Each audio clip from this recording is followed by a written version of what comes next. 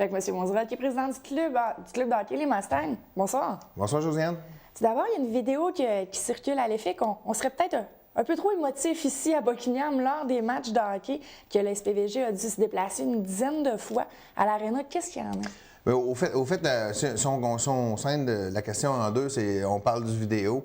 Le vidéo a été pris hors contexte un peu. Je peux pas dire que les gens n'ont pas fait ce qu'on a vu à la télévision, les gestes disgracieux.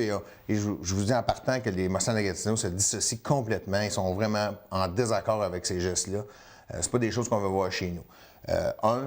Par contre, ce qui est arrivé 15 secondes avant la vidéo, c'est un plaquage par derrière vicieux qui aurait pu blesser un de nos joueurs, qui est le meilleur joueur de la Ligue en principe, le Vincent Proulx, qui est fini champion scoreur cette année, qui est encore champion scoreur dans les séries éliminatoires.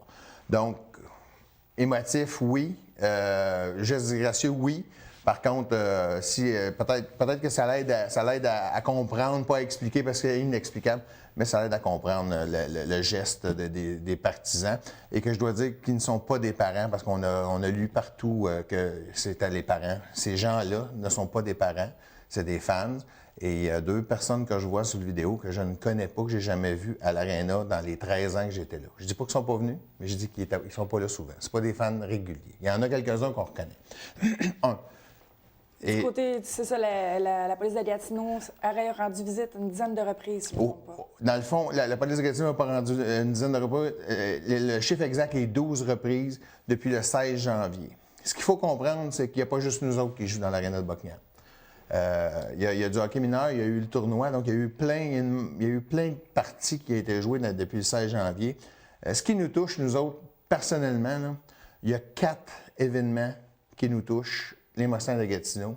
Les 8 autres, les Mustangs de Gatineau n'étaient pas au centre sportif de Buckingham ni à l'extérieur. Donc, on n'a pas d'affaire avec les 8 appels du centre, on n'a pas d'affaire là. Il y a 2 appels, il y a des constats d'infraction qui ont été émis à des parents de joueurs d'une équipe adverse, que je vais taire les noms parce que c'est pas important dans l'histoire. Et les 2 derniers appels qui ont été logés vendredi soir dernier, considérés une petite chicane, mais très mineure.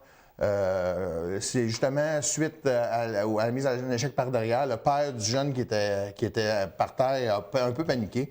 Et les fans ne connaissaient pas ce gars-là, donc il est venu comme peut-être essayer de réveiller le banc ou dire au coach de faire quelque chose. Et tout simplement, les fans l'ont repoussé. Donc moi, j'ai appelé la police. Juste question que tout le monde soit bien en sécurité. Et c'est pas notre job à nous, comme organisation, d'aller se tirailler. Il y a des gens qui sont payés pour ça, puis on fait ça. Le deuxième appel de la soirée a été fait à 22h50, vendredi soir. Il y a quelques semaines, il y a des jeunes délinquants de la région de Buckingham qui nous ont volé dans le bar à l'Arena. Et ils étaient de retour ce soir-là. Ils ont commencé à faire un petit peu de grabuge. Donc, on les a demandé de sortir. Ils n'ont pas voulu.